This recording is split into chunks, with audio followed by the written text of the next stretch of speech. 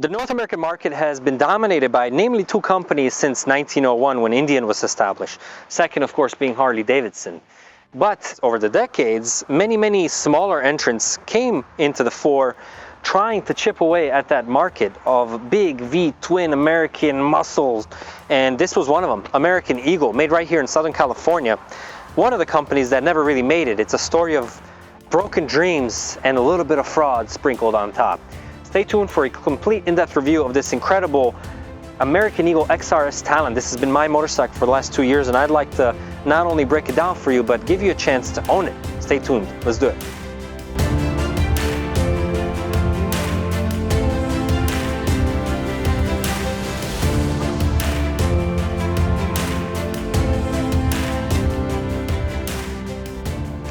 Zdravo I dobrodošli, bon dia, bem-vindos, servus, willkommen, buenos dias, bienvenidos, greetings riders, and welcome to another Pegasus Motorcycle Tours and Consulting review of my very own, one-of-a-kind, very unique American Eagle motorcycles. This is a company made right here in Southern California since 1995.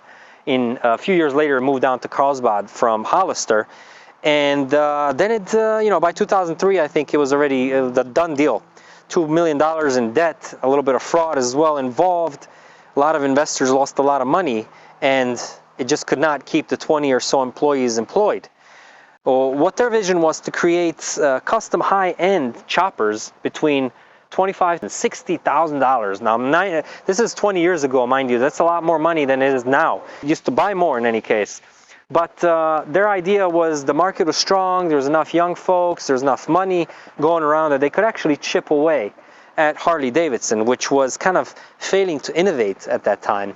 They weren't the first ones, of course. You had other companies that tried to do the same. Some have stayed in the business. So, for example, American Iron Horse, big dog motorcycles, of course. Now you have the massive 5.7 liter Chevy V8, 400 horse, this is insanity, on a motorcycle. The Boss Hoss, of course. You had the Titan, you had Victory, you had Big Mike's Choppers, BMC, others as well. So this was one of those machines that hit the ground running. They were looking to really make a dent with models like the Raven, the Falcon, the Street Fighter, the Maverick, and of course this being their custom one-of-a-kind. This, for example, is only the second built of the XRX Talon, the special edition model. And I was never able to find out how many were actually produced, but we know at least two, because this is number 2. Now, this one in particular is highly modified. This was modified by a great builder up the coast here in San Clemente. His name is Vince. He's built quite a few beautiful motorcycles. And Vince was kind enough to make me the owner of this bike about 2 years ago. For whatever reason, he had a need to sell it, and I was the lucky one. And I've been enjoying it. Although it's not really my size, geometrically speaking, it's very tall. Vince is a tall guy. Like, I can't even reach the radio unless I stand up. And for that reason, it's not comfortable for me to ride. I get pushed back by this insane 113 cubic inch S&S motor. So it's just not a bike that I ride very often. And for that reason, I've decided to finally sell it. For that reason, and for the reason that I've recently picked up a Moto Guzzi MGX21, another bike, very similar bagger with the 21 front inch raked front with a similar wheel. And this is 180 millimeters, so 18 centimeter, big fat tire in the back. But Vince was the actual builder who envisioned this motorcycle. He bought the original bike. I believe it had a 96 cubic inch RevTech motor. According to him, it was trash. Now, I've heard from multiple sources that the RevTech versus S&S, the RevTech has not as tight clearances, so the people tend to really upgrade to an S&S, and upgrade is the correct word. So he put in this 113 cubic inch S&S, a 6-speed transmission by Baker, a Gates primary belt, it's a dry belt. He put this Mikuni HSR 42 millimeter carb. It's got a K&N filter. What else? See, all the black that you see has been powder coated. What else? It's got this rust permanent front fairing from the FXR. That's why it might look familiar to you. With the light being a Halo Series Moonmaker. Really gorgeous headlight. Very bright, very beautiful. It's got custom dynamics turn signals and brake lights that are integrated into the license plate mount as well as the frame itself. Quite a beautiful way to be seen. Of course, inverted forks, that's original. The wheel is original. The gas tank is original. The frame is original. And speaking of the frame was actually one of the company's patents. They wanted to create this big, sexy, sleek frame, so they patented that part as well, very interestingly, as the vibration or the control of the vibration. So they created this thing called TAVIS, the tunable engine vibration isolation system, TAVIS. They patent this thing that you can actually control the amount of vibration from the engine.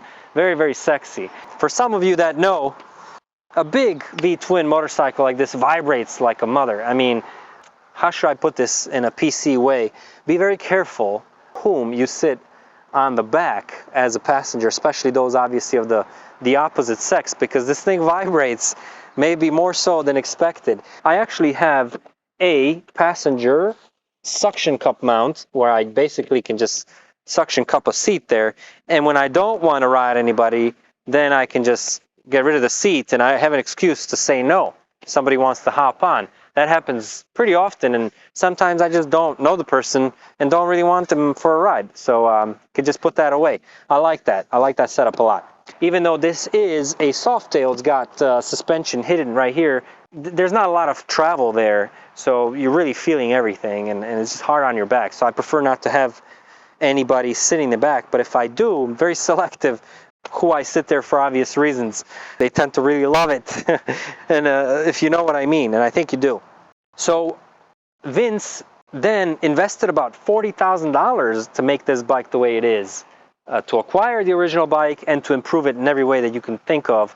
The paint itself was about $4,000. It's this gorgeous, gorgeous candy-colored, just incredibly beautiful paint that comes alive in the sun.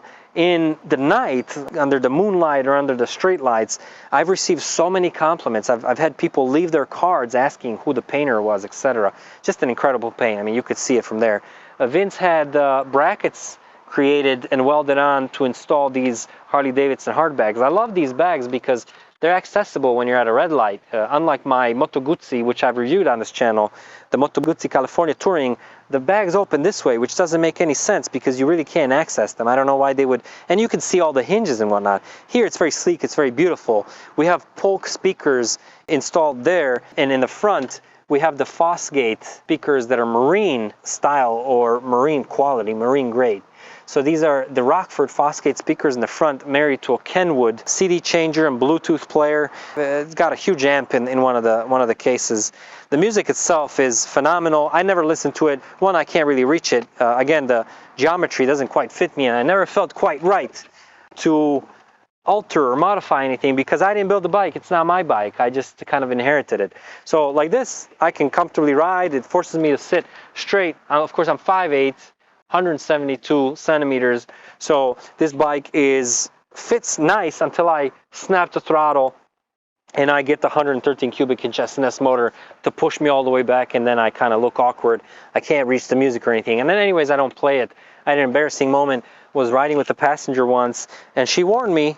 She hooked up her iPhone, and she warned me she didn't know what was on the playlist. And we pull up to a red light in Carlsbad, and it just starts to yell, "Can't you feel the love tonight?" She's a huge Disney fan, so that was a little bit embarrassing. So I just kind of peeled off, went into the sunset. But yeah, it's got an amazing exhaust system, 2-in-1 here. This is a Reinhardt exhaust, and it just sounds incredible.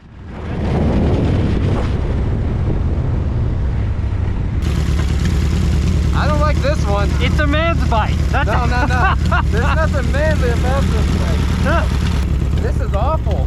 Hop on the little boy's bike. Gosh, I'm like, my feet don't fit there. Like, I'm so uncomfortable. I'm like, I thought there was like 2 seats or something. So I'm like, am I in the back second seat? You're crawling in first gear in the corners, man.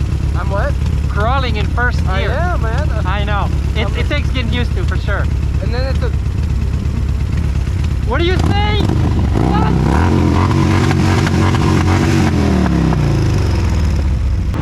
Much better. Hey, in time, the testicles drop, and then you can ride it. The company finally goes under because they're not able to raise money to keep operations going, and more importantly, to keep working on one of their biggest projects, which was creating a massive 157, I believe, cubic inch motor, V-twin air-cooled motor, and that's just an insane size for a motorcycle. I mean, that's a little exaggerated, right? But out of a V-twin, I'm a huge fan of the V-twin. You get the torque, you get the vibration, you get the looks, essentially. Even though my Moto Guzzi is a transverse V-twin, I'm just a fan. I'm a real fan, and kind of think of the electric inevitable future of motorcycling that my kids are going to grow up in very kind of sad terms, because half the feeling of the motorcycle is from the vibration of the engine, the smell of the gasoline, the heat coming up between your legs. I mean, that's the whole sensory experience that you get from the modern, I guess, what's soon going to be the old school internal combustion engine powered motorcycle. Everything that's coming out now is quiet. It whines in this weird electric noise. There's just no gears, there's no clutch, there's no oils. You don't know how to change anything. You don't know how to maintain anything. You get no control. It's very alienating. This bike, in essence, you have to know how to do it. You have to know how to clean a carb. You have to know how to tune it. You have to know how to tighten the belt. You have to know how to keep the motorcycle running. And it's very easy to do because there's not a lot of electronics. This has been the most unique, most beautiful, most powerful, and just badass motorcycle I've ever had the chance to call my own. I actually had a chance to go visit there in Kaiserstadt of Kaiserbuilt. He's the builder who used to work up, he had a shop up in Orange County. And he put this bike together at the direction of Vince. Vince was very particular at what height he wanted everything to look and how to be welded. We have a beautiful license plate mounted here that curves around the extended rear fender. And then we have brake lights and turn signals that are actually integrated into the frame, as well as this beautiful license plate mount, and the license plate itself says Hitman. Pretty cool. The only thing that's still original from A&E, American Eagle, is this bracket here that holds the upgraded Coso speedometer. The Coso speedometer, very sexy, very beautiful. However, I haven't been able to calibrate it correctly, so it doesn't show anything correctly. And all the information that's able to show is not very applicable. But anyways, who's paying attention to speed limit on these things anyways? These are dragsters. They like to go straight. They don't really like to go into curves. So you're just enjoying this from the bar to the beach, kind of cruising locally. This is not a motorcycle that you want to be taking cross country. Even though it has the FXR style front end over here that protects you a little bit from the wind, it's still very loud. It vibrates like good big V-twin traditional motorcycles ought to. It's hot, you know, and it's very fatiguing in that regard. So there it is. Vince reached out about 2 weeks ago asking if I want to sell the bike, asking for the opportunity for first refusal, and of course I'd love to grant it to him. I also feel a sense of obligation towards my viewers. As you know, this channel has been growing organically thanks to viewers like you. 10% of all income earned from this channel through advertising basically goes to a children's charity of your choice. I ask you every quarter to submit your suggestions where that money should go, and I'm happy to oblige. Same reason I'm able to offer these incredible and unique and rare motorcycles to my viewers. That's one way you can benefit from being a subscriber and supporter of this channel. Thank you for watching. I hope this was an interesting review of an interesting story of another American motorcycle company. If you would like to own this motorcycle, we'll do it very easy and very transparent way. Leave a comment, leave your offer. If your offer is different from the amount that I paid for, and of course Vince is going to know what I paid for it, Vince gets to decide where that difference gets donated to. As long as it's a children's charity, I am okay with his decision. And I think he'll be okay with that as well, even if he's not the next owner of it. We'll make it simply that easy.